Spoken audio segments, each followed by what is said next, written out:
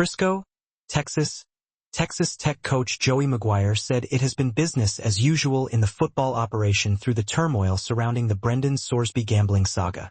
The 54-year-old Texas native credited the school's leadership and boosters when asked at Big 12 Media Days how he has managed an off-season he couldn't have imagined in his younger coaching days. "We've all been in this together," McGuire said. "I have good mentors and I have a very strong football team. If you would walk into that building from right now or even January, any point of this saga, the football side of it, you wouldn't think that anything was wrong, different." McGuire again defended the school's support of Sorsby, including the plan to let him play even after the Cincinnati transfer admitted he placed bets on Indiana games when he was a freshman with the Hoosiers. Sorsby played the past 2 seasons with the Bearcats before joining the defending Big 12 champion Red Raiders on a lucrative deal for his name, image, and likeness. The QB ultimately abandoned a legal effort to regain his eligibility after the NCAA suspended him for gambling, and has said he will wait until next year to enter the NFL draft. Texas Tech, which went 12-2 last season, stood behind Sorsby when he went to rehab over his gambling and after he sued the NCAA to regain his eligibility. "I'm not going to ever change that. I'm going to have my players' backs," McGuire said.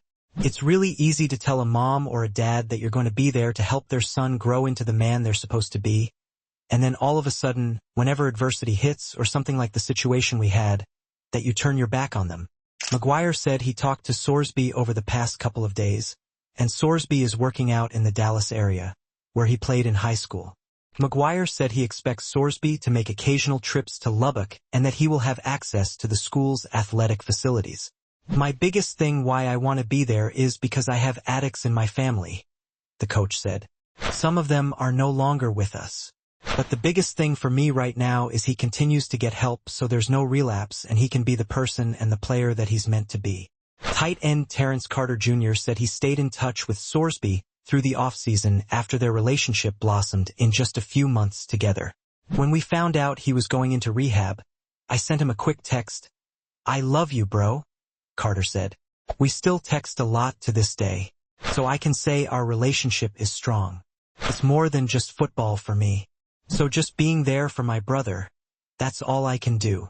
Quarterback Will Hammond started twice and came off the bench once for an injured Baron Morton before tearing the ACL in his right knee last season.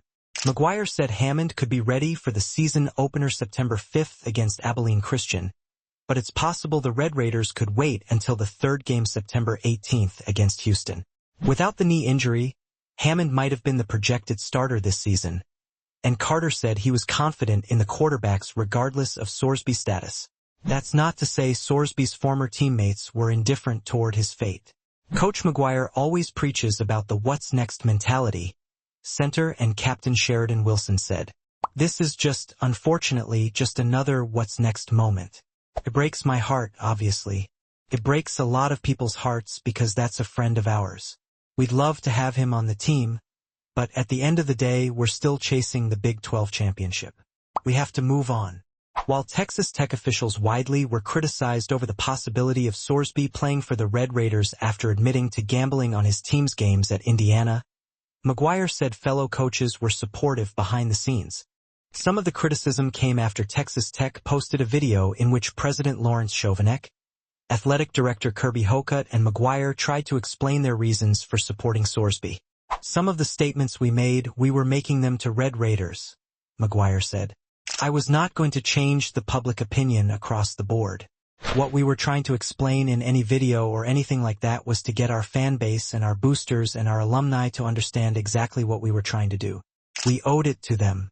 And really that's the only people that we owed it to."